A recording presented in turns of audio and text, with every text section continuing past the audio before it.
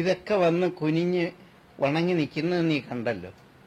എന്തിന് അത് വണങ്ങേണ്ട ആവശ്യം എന്താ?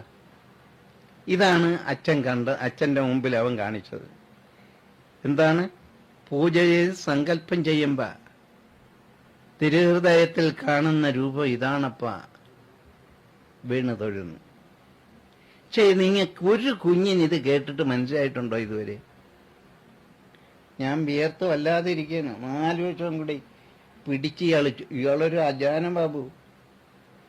ഈ ബാബുവും ഈ ചണ്ടിത്തരമൊക്കെ കണ്ടു നിന്നതാ. അവൻ ഒറ്റയാൾ പോരെ, ഇത് ഇന്നതുപോലെയാണ്. ഇത് നമ്മൾ കളിക്കേണ്ടതല്ല. സിദ്ധിയൊന്നും അദ്ദേഹം കാണിച്ചിട്ടില്ല, ഒരു മായാവേലയും കാണിച്ചിട്ടില്ല, കാണിക്കുകയുമില്ല.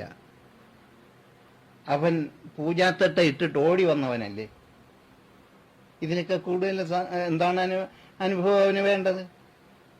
ഇതൊക്കെയാണ് നിങ്ങളുടെ. അവനോട് ചോദിക്കുക, ഇത് ശരിയല്ലേ തെറ്റാണോ? അപ്പൊ ഇതെന്തിന് ഞാനിങ്ങനെ പറഞ്ഞ്, അപ്പൊ ഗുരു എന്ന് പറയുമ്പോൾ ഈ പറഞ്ഞ 100 കൊല്ലത്തിനും 50 കൊല്ലത്തിനും 300 കൊല്ലത്തിനും 1000 കൊല്ലത്തിനും അങ്ങനെ കൂടി എത്രയോ വരും. അതും ഗുരു തന്നെയാണ്. അപ്പൊ ഇത് നമുക്കുണ്ടാക്കി തന്ന ഒരു ഗുരുവാണ്.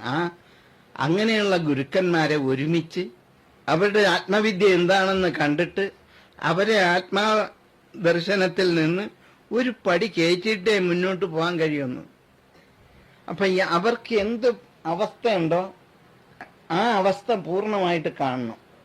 ഈ അവസ്ഥയിൽ നിന്ന് അപ്പൊ ഈ ഗുരു തന്നെ ഇങ്ങനെ തൊഴാൻ തുടങ്ങും. എന്നിട്ട് ആ അവസ്ഥ എന്നെ തൊഴരുതെന്ന് പറഞ്ഞാലേ അത് തൊഴാതിരിക്കൂ, അത് തൊഴൂ. അതിനെ പിടിച്ച് അതിൻ്റെ മുകളിൽ കയറ്റിയിട്ടേ പോകാൻ. അപ്പം നിങ്ങളുടെ അച്ഛനും അമ്മയും നിങ്ങളെക്കാളും ചെറുതായി കണ്ടാൽ നിങ്ങൾ എവിടെ എത്തും?